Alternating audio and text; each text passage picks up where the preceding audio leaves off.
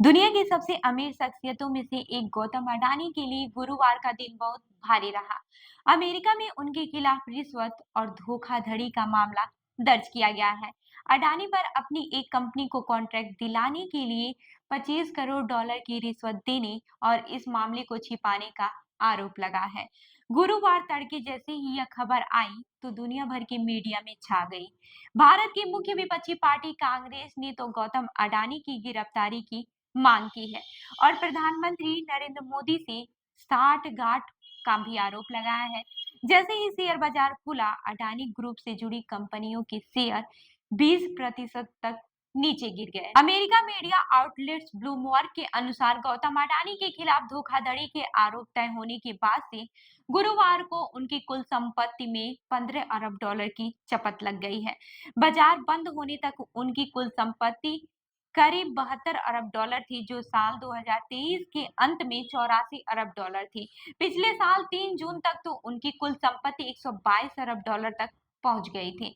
हालांकि अडानी समूह ने गुरुवार दोपहर एक बयान जारी कर इन आरोपों का खंडन किया है और कहा है कि सभी आरोप बेबुनियाद हैं। अपने ऊपर लगे आरोपों का खंडन करते हुए अडानी ग्रुप ने गुरुवार को जारी बयान में कहा, अमेरिका के जस्टिस डिपार्टमेंट और एक्सचेंज कमीशन द्वारा अडानी ग्रीन के निदेशकों के खिलाफ लगाए गए आरोप बेबुनियाद हैं और हम उनका खंडन करते हैं। अब आपको ये भी बता देते हैं कि अमेरिका में आरोप लगा है और इसका असर चारों तरफ हो रहा है। अमेरिका में लगे आरोपों का असर शेयर मार्केट में उनकी कंपनियों और बदहाली तक ही सीमित नहीं है। गुरुवार शाम में अचानक से कीनिया के राष्ट्रपति ने कहा कि उन्होंने भारतीय अरबपति गौतम अडानी से एयरपोर्ट के विस्तार और ऊर्जा डील को लेकर जो अरबों डॉलर का करार किया था, उसे रद्द करने का फैसला किया है।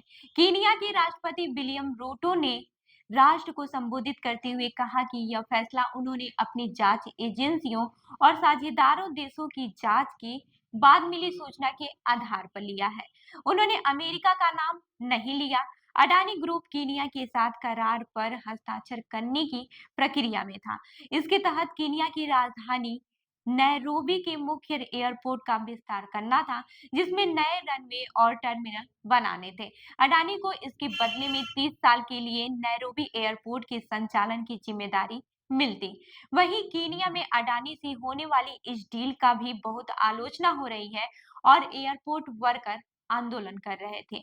एयरपोर्ट वर्करों का कहना था कि अडानी को एयरपोर्ट के संचालन की जिम्मेदारी मिलने से नौकरी की शर्तें बदल जाएंगी और उनकी नौकरी भी जा सकती है। वहीं आपको बता दें कि ब्लूमबर्ग से अडानी के एक करीबी सहयोगी ने बताया कि बुधवार शाम तक सब कुछ अच्छा था। अडानी के ग्रीन एनर्जी बिजनेस ने बॉन्ड सेल के जरिए 60 करोड़ डॉलर जुटाए थे। अहमदाबाद में बिस्तर पर जाने से पहले उन्होंने अपनी पत्नी के साथ कार्ड गेम खेला था।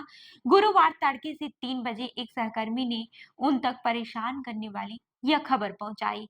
उस सहकर्मी ने बताया कि अमेरिका में उनके और कुछ सहयोगियों के खिलाफ धोखाधड़ी का आरोप तय हुआ है। अब ये भी जान लेते हैं कि इसका भारत पर क्या असर पड़ेगा। ब्लूमबर्ग ने लिखा है कि पिछले कई सालों में वैश्विक निवेशकों और बैंकों ने अडानी समूह में अरबों डॉलर लगाए हैं।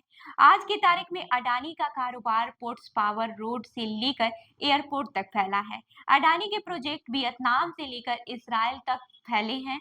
अडानी ग्रुप की वैश्विक महत्वाकांक्षा को चीन के बेल्ट एंड रोड के समानांतर भारत की प्रॉक्सी के रूप में देखा जाता है। वहीं मशहूर अमेरिकी न्यूज़पेपर न्यूयॉर्क टाइम्स ने लिखा है कि अडानी कोई सामान्य भारतीय अरबपति नहीं है। अडानी को भारत की सरकार के विस्तार के रूप में भी देखा जाता है। अडानी समूह पोर्ट बनाता है और खरीदता भी है। ऐसा अक्सर भारत सरकार के अनुबंधों या फिर लाइसेंस के जरिए होता है। अडानी के पावर प्लांट्स हैं और एयरपोर्ट के संचालन की जिम्मेदारी भी है। अब तो अडानी के पास टीवी न्यूज चैनल का भी स्वामित्व है। 2014 में नरेंद्र मोदी के प्रधानमंत्री बनने के बाद अडानी का कारोबार भारत के केंद्र में आ गया। जिस तरह से पीएम मोदी ने भारत को विश्व मंच पर केंद्र में लाया, उसी तरह अडानी भी केंद्र में आए। वहीं न्यूयॉर्क टाइम्स ने लिखा कि भारत में अमेरिका के राजदूत एरिक गारसेटी इसी गर्मी में अडानी के सोलर ऊर्जा प्रोजेक्ट देखने गए थे। गारसेटी ने देखने के बाद अडानी को प्रेरक व्यक्ति बताया था। अमेरिका अखबार वाशिंगटन पोस्ट ने लिखा, प्रधानमंत्री नरेंद्र मोदी के साथ विदेशी दौर में गौतम अडानी भी जाते रहे हैं। दोनों के दौरे में अडानी ग्रुप के कारोबार समझौते भी हुए हैं। ये समझौते श्रीलंका से लेकर इसराइल तक हुए हैं। अडानी भारत में पीएम मोदी की ऊर्जा और मैन्युफैक्चरिंग नीतियों का पालन करते हैं और इससे उन्हें राजनीति में डील करने में भी मदद मिलती है। अडानी का कारोबारी कामयाबी को भारत के उभार के रूप में भी देखा जाता है। वहीं वॉशिंगटन पोस्ट ने आगे लिखा कि अडानी पर अमेरिका में लगे आरोप से भारत और अमेरिका के संबंध जटिल हो सकते हैं।